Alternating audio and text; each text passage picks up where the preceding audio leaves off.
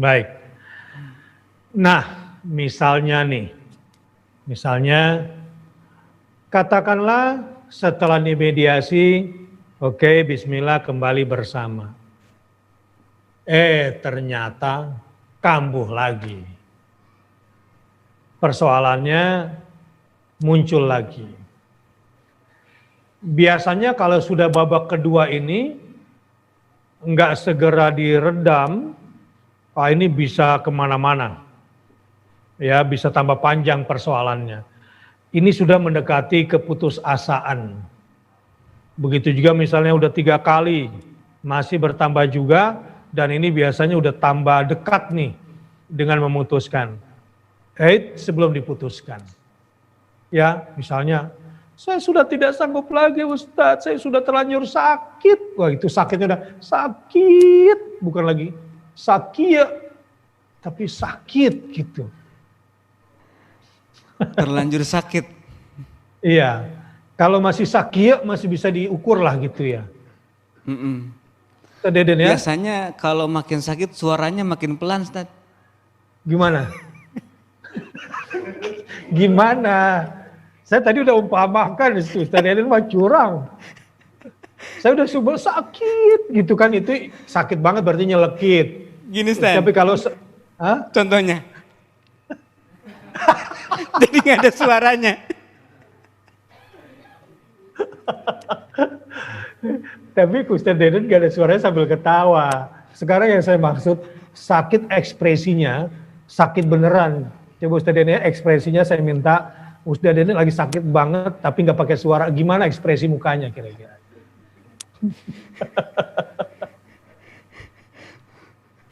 Ya pokoknya gitulah ya. Jadi saking sakitnya sehingga udah gak ada suara lagi, udah dah. Artinya pokoknya udah gak bisa ngomong lagi, udah nggak tahu mau ngapain lagi. Ini bisa terjadi pada si suami, bisa terjadi pada si istri. Karena mungkin sudah terlalu tersakiti. Yang satu juga sudah terlanjur ilfil. Ustaz Deden tahu ilfil? Sering dengar Ustaz, tapi yang dimaksud dengan ilfil sesungguhnya masih remeng-remeng. Beda tipis dengan alfil. Oh iya, gajah Ustaz ya. Itu kan ilfil. Nah ini sedikit agak beda dengan alfil. Iya. Artinya sakitnya itu udah segede gajah gitu ya. Udah sakit banget sehingga udah mati rasa, udah nggak ada lagi yang namanya muasyarah bil ma'ruf, itu udah nggak ada lagi. Sudah yang ada makul. Adalah ya ka'asfin ma'kul. Jadi komunikasinya sudah seperti ka'asfin ma'kul. Ya.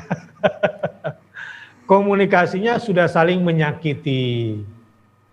Komunikasinya sudah saling menyerang. Ketika berpisah nggak lagi saling menjaga, tetapi sudah saling menjelekkan. Itu di tingkat komunikasi biasanya. Kemudian udah nggak bisa bersatu lagi, chemistry-nya udah nggak klik lagi gitu ya, sudah. Nah ini kalau keluarga sudah begini nih, setan sudah di tengah tuh menari-nari, yang akan memberikan gambaran-gambaran di benak masing-masing. Kalau perlu nanti dikasih mimpi, masing-masing dimimpiin yang dijelek-jelekan satu sama lain. Karena memang sudah seperti itu. Datanglah jin-jin khusus di dalam rumah, yang memang ada jin khusus yang tidak suka keluarga itu harmoni. Ya, tidak suka keluarga itu harmoni. Apalagi ditambah curhat di media sosial, tambah parah. Kemudian dikomen oleh mantan. Nah, kalau sudah masuk mantan, ditambah lagi salah curhat. Nah, ini bisa nanti nusyuz. Ya, sudah nusyuz salah satunya. Nusyuz itu apa Ustaz Deden? Nusyuz itu gambarannya gini aja. istri berselingkuh walaupun dalam tingkat kecil dari suami. Ya. Udah masuk kategori nusyuz ya. Iya. Nah, si suami juga begitu dong, bukan cuma istri kan. Jadi kata-kata nusyuz kan biasanya oleh laki-laki hanya digunakan untuk menyerang perempuan kan. Padahal nusyuz itu juga bisa dilakukan oleh si suami ya. Cuma kan suami kadang-kadang punya alasan, saya kan boleh poligami. Padahal antara mau poligami dengan nusyuz itu kan beda tipis. Ini sering terjadi sama suami. Misalnya gini, dia pengecut tidak mau menceraikan istrinya yang sudah minta cerai. Tapi juga tidak mau menggauli istrinya. Kemudian tidak adil menafkahi istrinya. Anak dicukupkan tetapi si istri tidak diberikan. Karena tujuan nanti kalau bercerai supaya anaknya bisa dibawa oleh si suami. Si suami atas nama ingin poligami nusyuz bisa jadi. Nah ini kan tipis. Ini persoalan hati. Nah makanya apa solusinya dalam situasi seperti ini?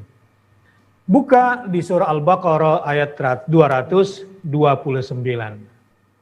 A'udzu billahi minasyaitonir rajim. Ini akan lebih indah kalau Ustaz Deden yang bacain ini. Fa in khiftum alla yuqima hududallah. Tafadhal Ustaz Deden.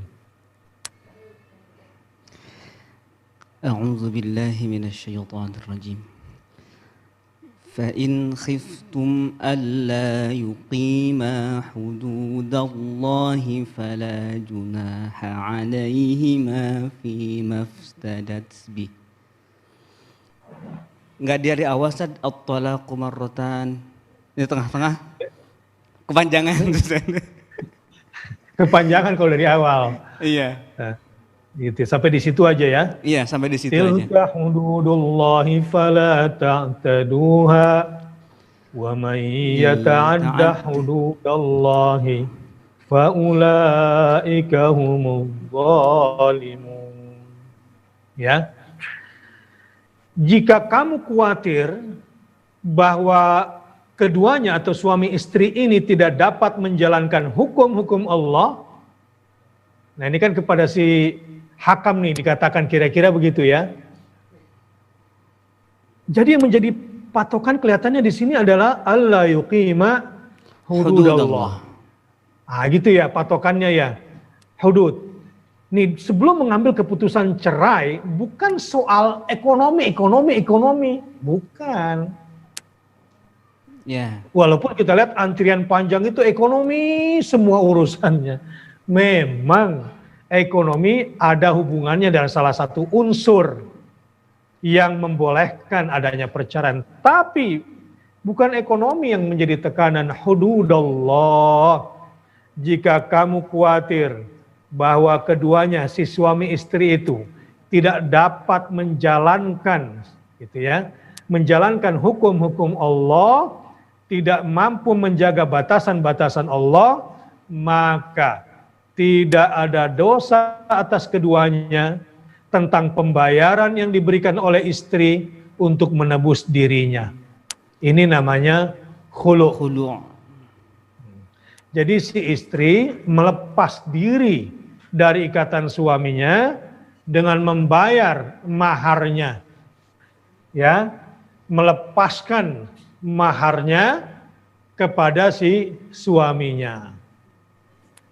Begitu biasanya digambarkan fala junaha alaihima fi maftadat bih. Ya, si istri menebus dirinya. Tilka hududullah, itulah hukum-hukum Allah. Maka janganlah kamu melanggarnya. Jadi kalau memang si istri merasa saya kalau begini terus nih, sholat saya nggak akan khusyuk. Ibadah saya bakal hancur. Hubungan saya dengan Allah akan terhalangi. Itu nomor satu. Baru kemudian saya tidak bisa nih menegakkan hukum Allah di dalam rumah tangga saya sebagai istri nggak bisa lagi menegakkan yang ke hadapan suami. Saya juga nggak bisa lagi menegakkan hukum Allah sebagai seorang ibu yang baik. Nah itu yang kedua misalnya. Yang ketiga, wah kalau begini hidup saya bisa hancur ini. Karena tekanan dari luar diri saya itu juga begitu besar.